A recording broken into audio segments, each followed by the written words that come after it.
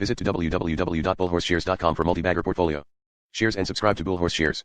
This video is only for educational purpose, not liable for any financial losses. Let's start the video.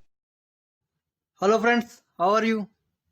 This side Gurcharan और स्वागत है आप लोगों का मेरे यूट्यूब चैनल बुलहोर्स शेयर्स और मेरी वेबसाइट bullhorseshares.com में। तो मार्केट अपने ऊंचाइयों की तरफ बढ़ रही है, तो मैं यही आप लोगों को सबसे पहले सतर्क करना चाहूँगा कि मार्केट अगर मैक्सिमम गई भी तो मैक्सिमम 14,400 तक जाने की आशंका है, और वो भी अगर 14,000 क्रॉस करती है तब। तो अगर वो लेवल नहीं सस्टेन होता है, ये 14,000 मतलब ये ऊपर वाला लेवल बिल्कुल ही डेंजर लेवल है। जिसके पास भी पोजिशनल होल्डिंग्स है वो अपनी होल्डिंग्स बुक कर सकता है, क्योंकि मार्केट को क्रैश होते समय बिल्कुल भी मार्केट पता नहीं लगने देगी। तो इसलिए मेरा काम है आप लोगों को सतर्क करना। तो अभी ये एक न्यूज़ आई हुई थी, आप लोगों से शेयर करूंगा। इलारा कैपिटल रेल विकास निगम छोटा मिड कैप स्टॉक है। तो ये मेरी वेबसाइट है, आप लोगों को पता ही है, bullhorseshares.com में। और इसी में जैसे कि मैंने अभी बहुत सारे recently multibagger stocks update किए हुए हैं, आप जाके देख सकते हो। 49 तक देखो पहुंच गई है, नंबर 49 तक लग चुका है। तो आगे आने वाले टाइम में ये मेरे पास सिर्फ टाइम की कमी होती है, तो टाइम की कमी की वजह से मैं स्टॉक्स अपडेट नहीं कर पा रहा हूँ या कुछ। तो देखो 49 तक मेरे मल्टी बैगर स्टॉक्स पहुंच चुके हैं। ये लिस्ट और लंबी होती जाएगी, और जिसके पास भी है पोजिशनल स्टॉक्स के लिए, जिसने भी पोर्टफोलियो तैयार करवाना हो, इजीली मेरे से कंसल्ट करके आप इजीली अपना बेहतर से बहुत बढ़िया पोर्टफोलियो तैयार करवा सकते हो। जैसे वेल्थ क्रिएटर में भी मैंने स्टॉक्स अपडेट किए हैं, अभी वो स्टॉक्स और अपडेट करूंगा जैसे जैसे टाइम लगता जाएगा। तो वेबसाइट पे जाकर आप इजीली पेमेंट के लिंक करके अपना बहुत अच्छा पोर्टफोलियो तैयार करा सकते हो। तो ये न्यूज़ थी, रेल विकास निगम लिमिटेड सरकारी कंपनी है। तो इलारा कैपिटल एंड आईडीबीआई कैपिटल, दो ये मर्चेंट्स हैं जिन्होंने गवर्नमेंट के पास स्टेक सेल के लिए प्रोसीडिंग के लिए आगे ये बढ़ रहे हैं। तो यही न्यूज़ मैं आप लोगों को शो करूंगा। Following the presentation, financial bids of the eligible bidder would open by DIPAM, department of information. मैं आपको बताता हूँ। इससे अलावा Crawford Bayley and company and SGNG and partner have bid being legally adviser for the plan for offer. ये एक offer for cell लेके आ रहे हैं, जिसकी वजह से ये सरकार की जो हिस्सेदारी है 85% तक हिस्सेदारी है, तो इसको बेचेंगे और उसको 70% तक लेके आएंगे। 15% की टोटल हिस्सेदारी में बिकवाली होगी, सरकार बेचेगी हिस्सेदारी, तो रिटेलर्स इनको बाय करेंगे। तो वो इसी के रिगार्डिंग ये न्यूज़ आज आई थी, 29 दिसंबर, आप देख सकते हो।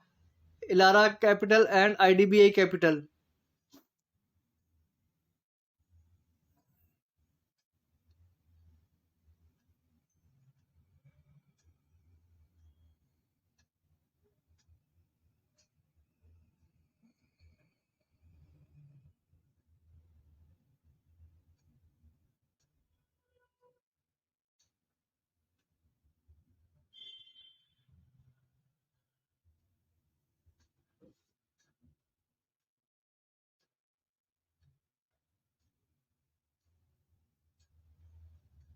Merchant banker and legal adviser would make a virtual presentation.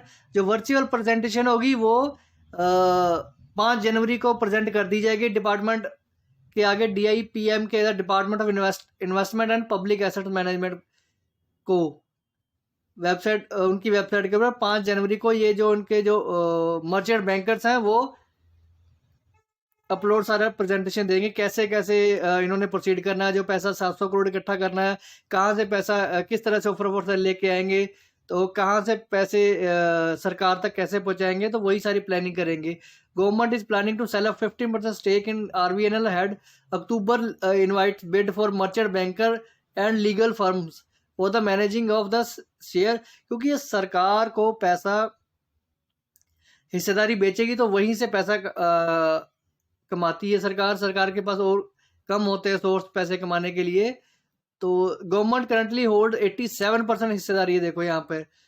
तो उसी को 15% हिस्सेदारी बिकी जाएगी 700 करोड़ की, तो 70 के आसपास हिस्सेदारी रह जाएगी। Responsibility of merchant banker include advising the government on the timing and the modalities of the offer for sale, ensure the best return to the government. मतलब जो पैसा इकट्ठा करेंगे ये मर्चेंट्स जो है, तो सरकार तक मुहैया कराने का काम इन्हीं का है।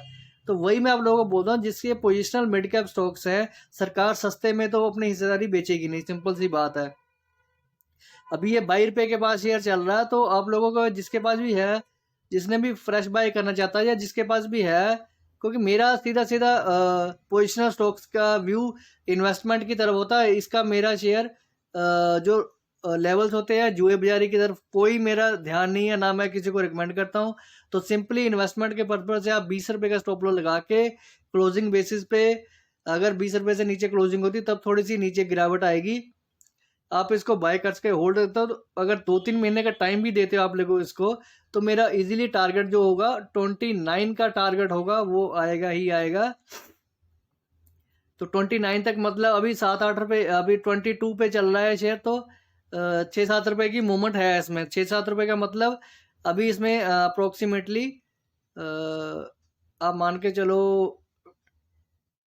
30% तक, 30 to 40% तक रिटर्न बची हुई है इसमें। 20 रुपये से नीचे रखने का मतलब नहीं है। तो शेयर जो है अब 22 रुपये के आसपास चल रहा है करंटली। 15% 700 करोड़ के पास हिस्सेदारी बेचेगी। वही मैंने आप लोगों को ये चीज़ सारी दिखा भी दी है। और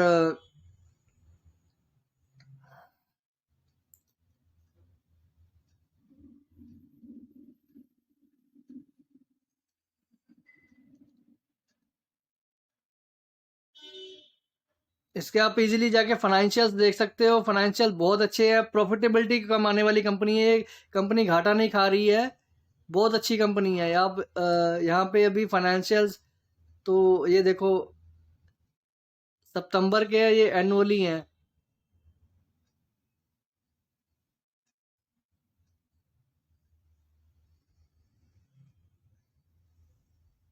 3-3 हजार करोड़ की ये सेल कर रही है, 4-4 हजार करोड़ की सेल कर रही है। यहाँ पे देखो क्वार्टरली दिखाए हुए हैं, हर क्वार्टर में मतलब इसको प्रॉफिट ही आ रहा, प्रॉफिट आफ्टर टैक्स 5 करोड़। देखो यहाँ पे नेट प्रॉफिट, ये तो मार्जिन है। Profit after tax 187 crore, 140 crore, 247 crore. मतलब हर क्वार्टर में अगर एनुअली भी देखोगे, एनुअली बहुत अच्छा प्रॉफिट, यहाँ पे फिगर आ नहीं रही है तो वरना मैं आपको इजीली दिखा देता। प्रॉफिटेबिलिटी वाली कंपनी है और मिड कैप स्टॉक है, सरकार का पूरा पूरा फोकस है। तो ऐसी शेयरों की तरफ आप लोग भी ध्यान दे सकते हो। मेरा सिर्फ और सिर्फ पर्पस जो होता है इन्वेस्टमेंट की तरफ ही होता है। आप यहाँ पे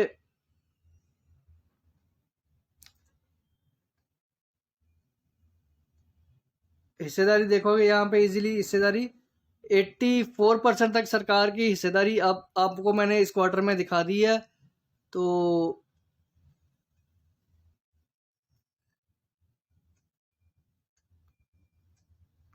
जो मैंने आज इंटरडे स्टॉक्स बुक किए थे वो भी आप देख सकते हो। मार्केट में आज बिल्कुल भी मूवमेंट नहीं थी, बहुत कम मूवमेंट थी। तो कम मूवमेंट होने की वजह से जितने भी स्टॉक्स, काफ़ी ज़्यादा स्टॉक्स मूव नहीं कर पाए हैं। निफ्टी को मैंने बाय करवाया था 13,890 पे, 13,940 का टारगेट था, वो मेरा हो गया था 11,33 के पर बाय करा था। आरबीएल बैंक को पहले 1 रुपये बुक किया, उसके अंदर फिर नीचे गिरा, 230 के पास बाय किया, 4 रुपये 234 तक दोबारा बुक किया। मैक्स फाइनेंशियल को सेल किया था 688 से 683 बुक किया। धानी को सेल किया था 340 से 336 से बुक किया। डेडगिंग कॉर्पोरेशन को सेल किया था, उसमें थोड़ा स्टॉप लॉस हिट हो गया 3 रुपये का। जीएनएफसी को सेल किया था 227 से 223 पे बुक किया। 1056 पे आरबीएल बैंक को बाय किया था 230 से 234 से बुक किया। फिर हिंदुस्तान यूनिलीवर को सेल किया था 2365 से 2357 पे बुक किया। फिर इप्का लेबोरेटरी को बाय किया था 2160-55 के पास एवरेज करके, तो 2174 तक गया, वहाँ पे बुक किया।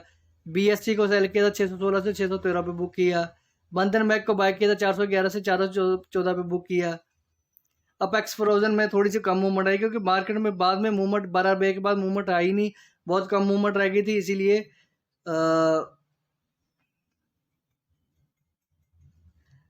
9-10 स्टॉक्स मैंने बुक किए थे इंट्राडे में। और मैं आप लोगों को यही रिकमेंड करूंगा, जिसके पास भी अभी पोजिशनल होल्डिंग का पोर्टफोलियो तैयार कराना है। बहुत अच्छे से बहुत आप लॉन्ग टर्म में वो बहुत अच्छे रिटर्न देने वाले हैं वो आने वाले टाइम में। तो आरवीएनएल की ऑफर फॉर सेल जब आगे प्रोसीडिंग आएगी आप लोगों को साफ पता लग जाएगा। तो उसके लेवल भी मैंने आप लोगों को बता दिए। तो गवर्नमेंट हिस्सेदारी बेच के पैसा कमाएगी। वीडियो आप लोगों को अच्छी लगी तो इसको शेयर कर सकते हो, लाइक कर सकते हो। Thanks, Gurcharan hair.